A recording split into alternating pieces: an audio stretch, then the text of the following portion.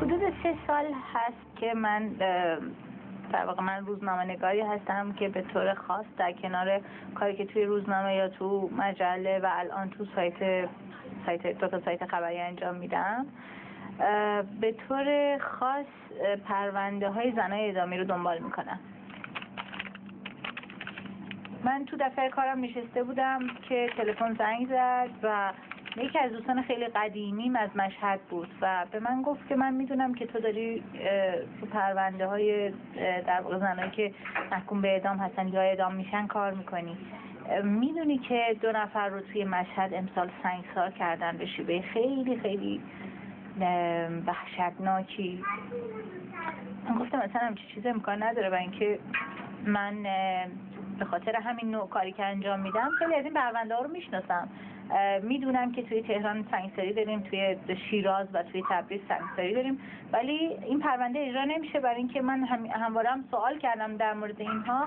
پاسخ شنیدم که دستور اکید هست که این حکم اجرا نشه. همون جا و همون روز تصمیم گرفتم که خب این ماجرا اصلا باید جلوگیری بشه برای اینکه خیلی فاجعه توش خیلی پررنگ‌تر از یه اعدام معمولیه. یه معرفی نامه گرفتم که اتفاقا قبل از هر چیزی برم سراغ مراجع قضایی.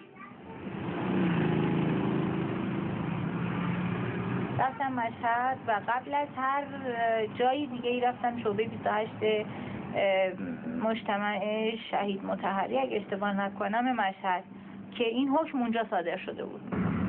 1.5 روز فقط من توی دادستانی مشهد از این اتاق و اون اتاق نامه‌نگاری می‌کردم، میرفتم میومدم. من دنبال یه چیزی بودم که این اطمینان رو پیدا بکنم که این اتفاق افتاده. راهی شدم رفتم به بهشت رضا قبرستانی که میگفتن که اینا اونجا اعدام شدن.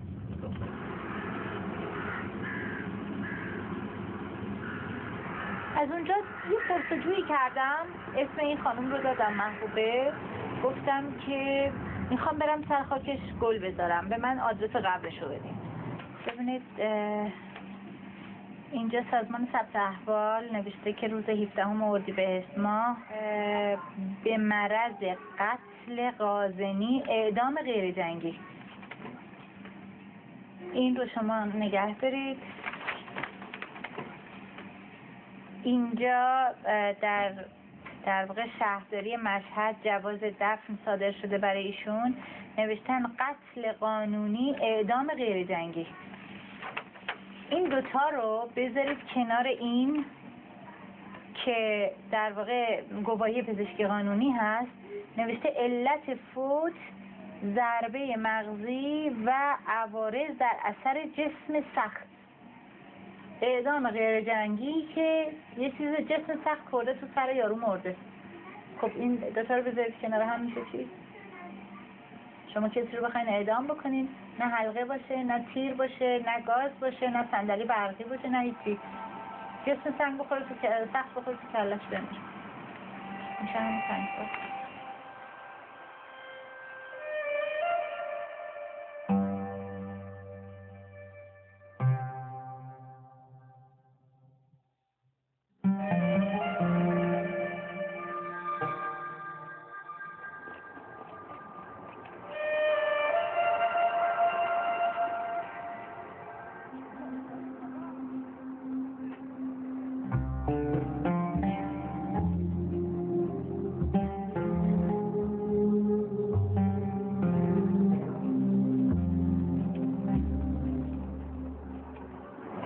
من که واقعا مادر خوبی بود، مادر دلسوز. یعنی من 8 سال که پدر نداشتم اصلا فکر نمی‌کردم که پدر ندارم، چون مادر هم واسه پدر واقعا هم مادر. برام یه پناهگاه و یه پشتیبان خیلی خوبی بود.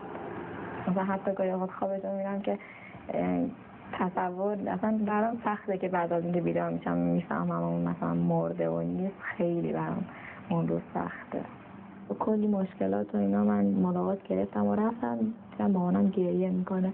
بهش گفتم که چی شده؟ گفت میخوان حکممو اجرا کنن. مامانم خیلی گریه میکرد، هم من خیلی گریه میکردم. این اونقدر گریه میکردن که دیگه کل مامورای اونجا هم گریه میکردن. میگفتن که نه فکر نمیکنیم ما چنین اتفاقی بیفته، چون خیلی از این موردا بوده رفته و برگشته، نه اتفاقی نمیفته، نگران نباشید.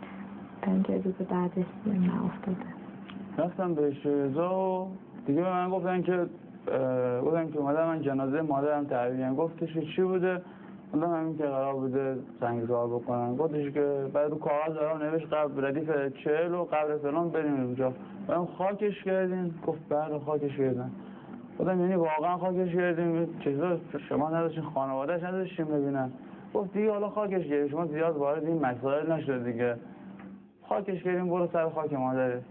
گفتم حداقل رو جایی که یه حکم اجرا کردن بهم نشون بدین.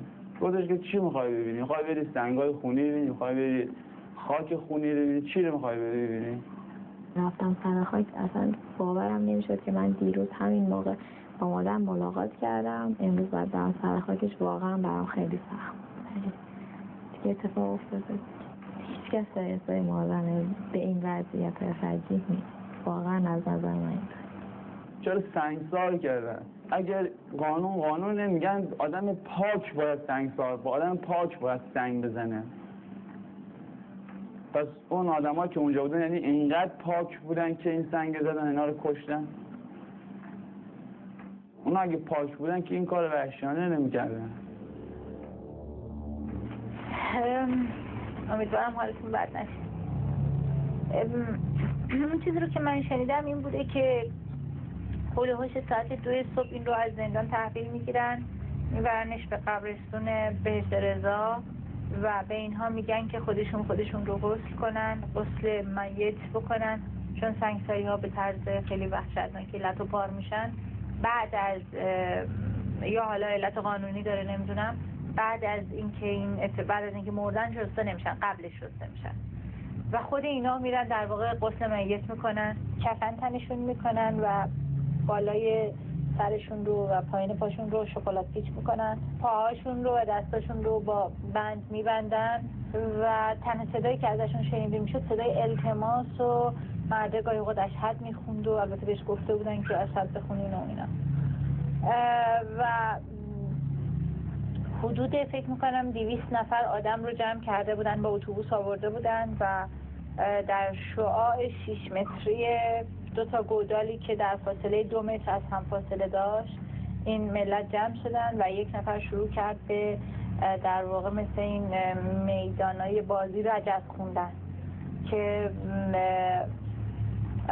در واقع جمع رو تحریک بکنه به اینکه این کار رو بکنن و میگفت داستان ارتباط این 2 آدم رو به طرز خیلی در واقع مثلا چیز تعریف میکنه که جمع تحریک بشن به اینکه بخوان اینا رو مجازات بکنن. بعد اینها رو میکنن تو چاله. محبوبه خیلی میره پایین. شما میدونین زن باید از گردن، از روی سینه به بالاش بیرون باشه و مرد از کمر به بالا. اینجا هم دارن به زن اتهام میکنن برای اینکه به وقتی کسی از کمر به بالا بیرون باشه راحت تر میتونه خودش بکشه بیرون فرار کنه.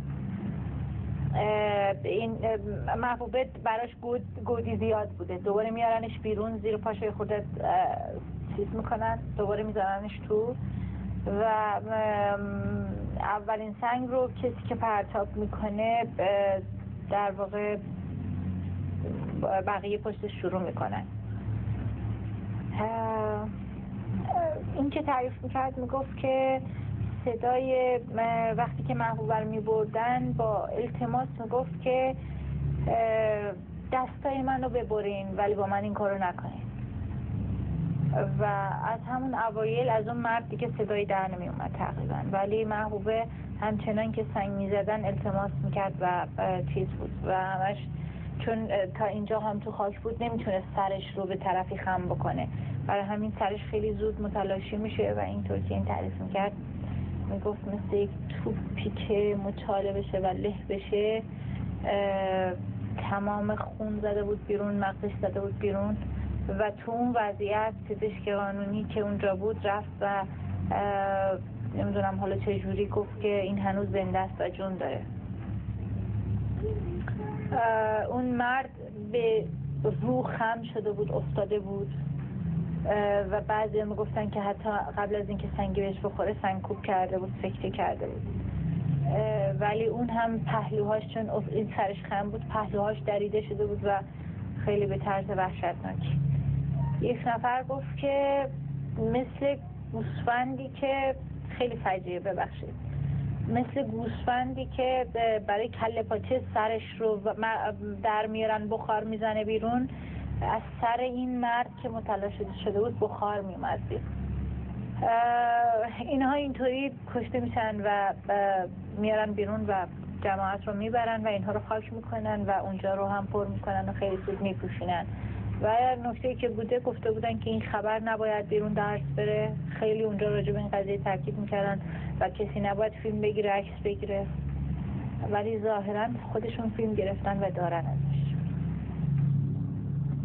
خیلی فکر میکنم به این جریان که مثلا چطور بود، چی شد، چه اتفاقی افتاد، ولی نه جوابی دارم، نه اینکه مثلا میتونم تصورش رو حتی بکنم، من خودم ببینم، تصورش رو پیش ذهن خودم ببینم، نمیتونم اصلا، چون برام